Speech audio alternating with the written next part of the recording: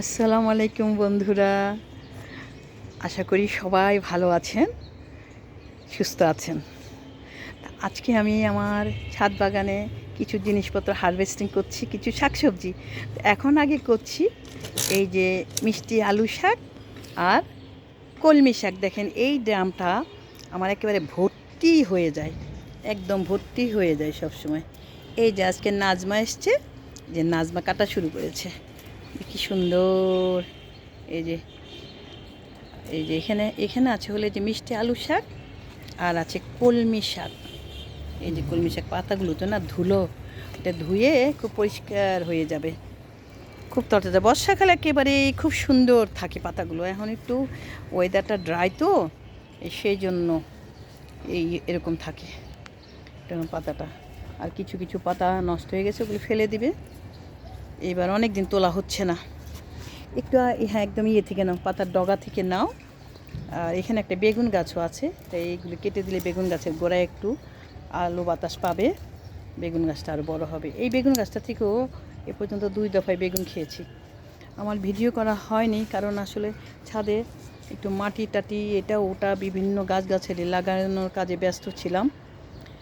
আর আজকে তো ওই যে কলা গাছ কেটে ফেলা হলো, ওই কলাটা ভালো ছিল না, যার জন্য ওইদিকে ব্যস্ততা, যার জন্য এই কাজ করার পরে কাজ করতে গিয়ে তখন আর ভিডিও করতে গেলে কাজে ব্যাঘাত ঘটে, সেজন্য ভিডিও দেওয়া হয় না আর কি অনেক সময়। আস্তে আস্তে আবারই হয়ে আসি, এক দফা তো গুছানো হয়েছিল, আর এইবার ইয়ের পরে কিছু মাটি টাটি মেশানো হলো। এখন অনেক দিন আর করা হয় না। এটা এটা পাতাটা হলুদ হয়ে গেছে, ফেলে দিলাম। অনেক শাক হয়েছে এখানে, এখানে হয়েছে। তারপরে গিয়ে আর এই যে শাকগুলো আমি দেখাই কত, এর আগেও কিছু অনেকগুলো শাকটা উঠানো হয়েছে। হ্যাঁ, রাখো তুমি, এটা এই দিকে থাক। আচ্ছা, তারপরে এখানে এই ড্রামের এখানে লাগিয়েছি। আজকে আমি আরেকটা কাজ করছি এর পাশাপাশি, যে মিরাজের সাথে কলা গাছটা কেটে ফেলা হলো, মাটিগুলো কলা গাছটা লাগানো হয়েছে প্রায় তিন বছরের বেশি। তো ওইদিকে একটু কাজে ব্যস্ত ছিলাম, দেখিয়ে দিতে হয় কোথায় কী করবে। যে বড় ড্রামে আমি আর লাগাবো না, বড় গাছ লাগাবো না, এটা কারণ আমাদের ছাদের জন্য বড় ড্রাম একটু লোড হয়ে যাবে।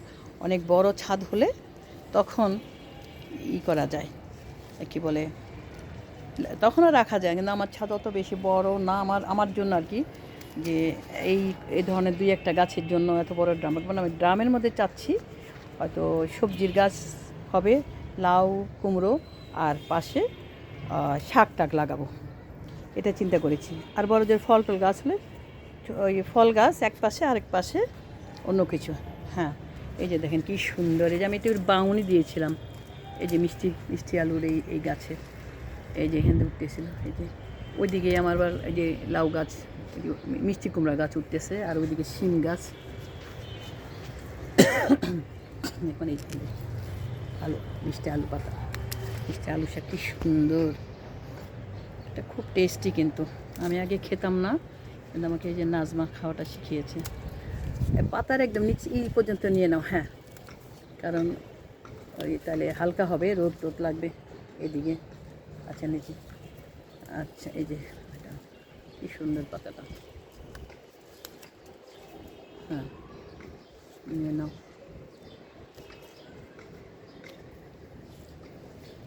ওই যে ওই পাতাগুলো নাও, ওই যে উপরে আরও 3টা পাতা। হ্যাঁ,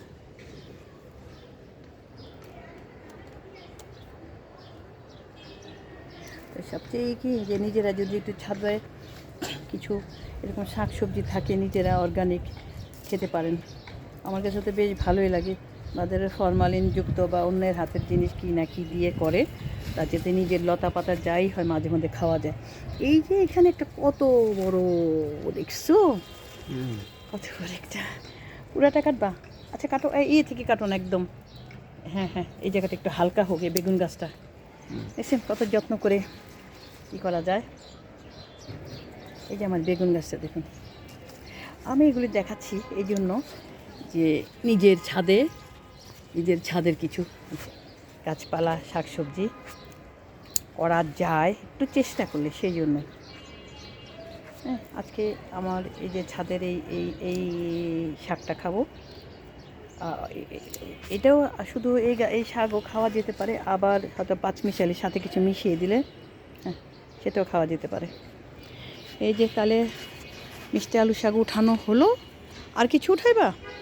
হ্যাঁ, এখানে আছে দেখো নিচে, এই যে আরেকটা আরও আছে তো এদিকে বেগুন গাছের নিচে। এটা হালকা করে দেয়, বেগুন গাছটা মানে একটু হোক, আলো বাতাস পাবে আর কি বেগুন গাছ।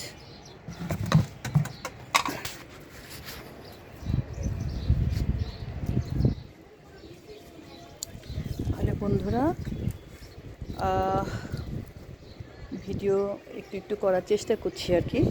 যে আজকে এই যে আমার মিষ্টি আলু শাক উঠানো হলো, আর কিছু কলমি শাক উঠানো হলো।